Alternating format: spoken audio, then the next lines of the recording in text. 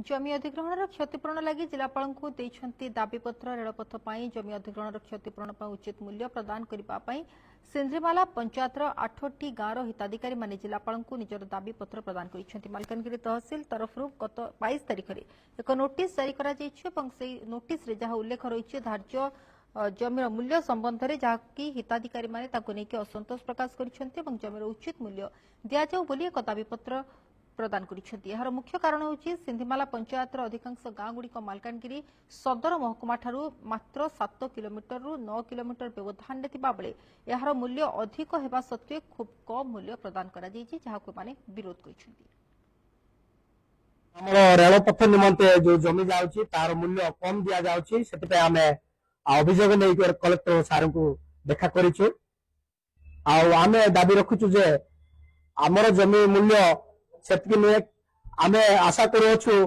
50,000% को कंपनसेशन दिया जाओ तबे हमर लोक उपकृत हेबे बादिन नारे पटा अछि जो पटारे की रेलपथ निमंते 2 एकर पाखापाखि जाउछि जो सरकार सेटा 2 एकर जगार तार मूल्य 23 लाख टंका से घोषणा करछंती किंतु हमर जगह जतकी की से 2 एकर जगार 23 लाख टंका हमर माने संतुष्ट नह काई एटा होछि जो सेंट्रल गवर्नमेंट प्रोजेक्ट किंतु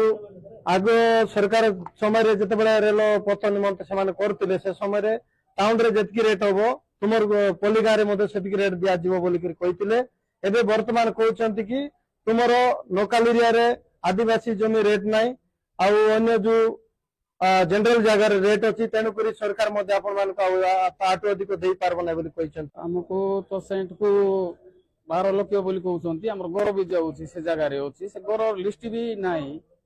घर जाउची हमर जे ट्रेन लाइन रे जार जार जमी भी होची से जमीर तार पटा नाही ना कोन गोटे तार गोटे सेटा भी बारू नाही घर गस भी जाउची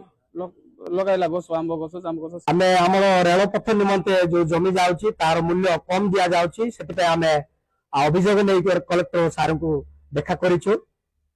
आमे दाबी रखुछु जे हमर जमी मूल्य सेतकी नुहे